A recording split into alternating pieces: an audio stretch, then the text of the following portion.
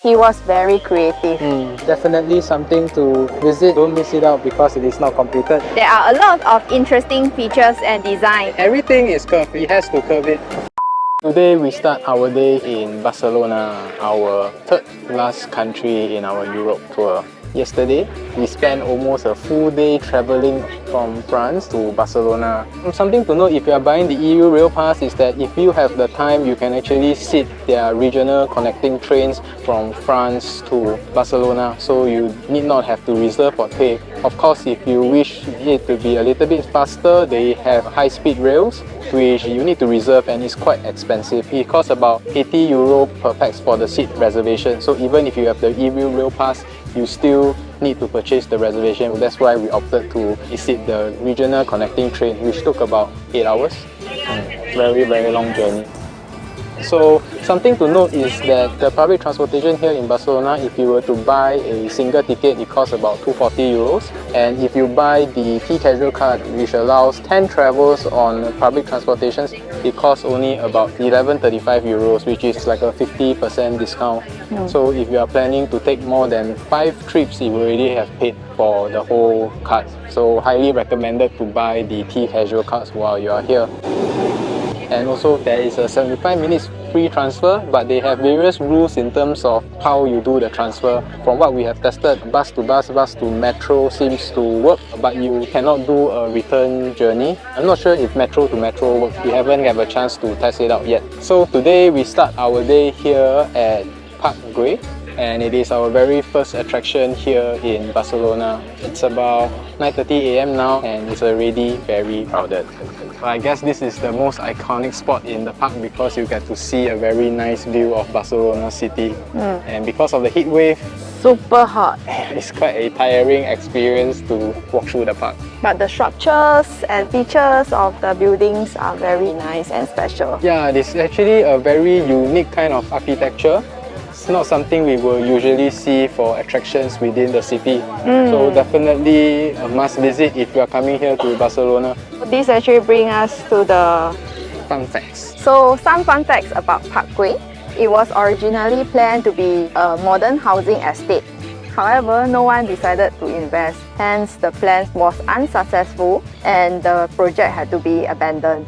Even though the project was unsuccessful, Gaudi bought the model house and he lived here with his family until he died. And this model house, which is also the current Gaudi House Museum, was actually not designed by Gaudi. You can see it very clearly that it is definitely not his work because there is a lot of straight line in the house.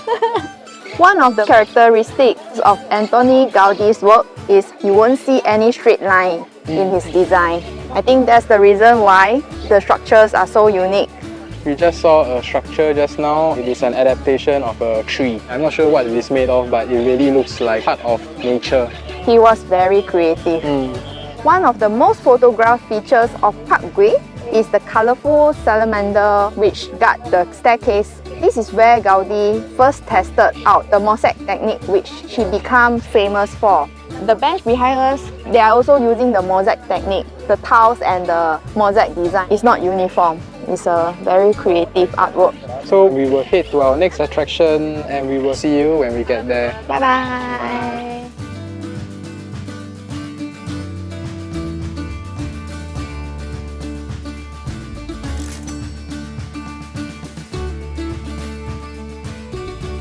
And we are at our second attraction here in Barcelona. This is the Sagrada Familia. And it's a very famous church here in Barcelona, but it's not completed yet. This church has started its construction 136 years before, so it's a century-old building, but it's still work in progress. It is the tallest religious building in Europe. Gaudi designed the central tower to be approximately 170 meters, which is 1 meter shorter than the mountain of Barcelona, as he believed that nothing by man should be taller than God's creation. This basilica will turn into a lighthouse to guide sailors back home at night. It is a pretty magnificent church and definitely something to visit if you are here in Barcelona. Don't miss it out because it is not completed. The inside is really very nice. It is unlike any of the churches we have seen in Europe. The pillars are very curvy shaped. They were saying that Gaudi designed them as trees, so inside is a forest. It's a very nice church. Definitely come when you are in Barcelona.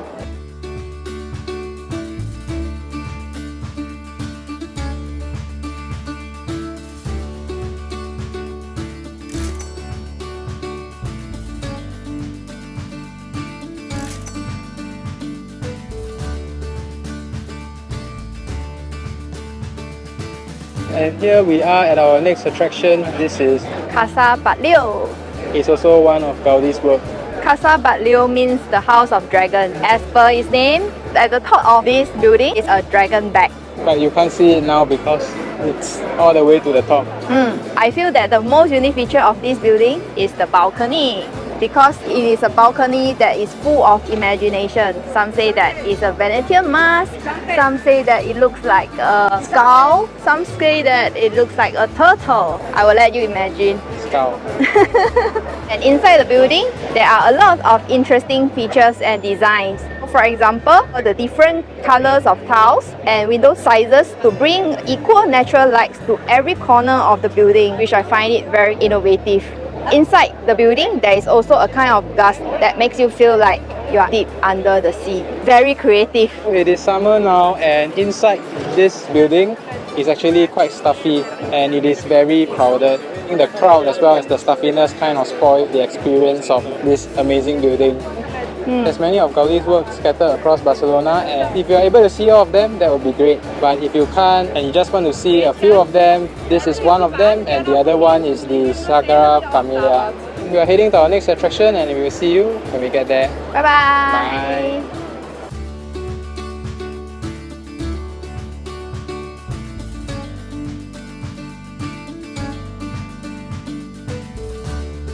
Continuing on our search for Gaudi's building, this is our third building and it's called Casa Milà.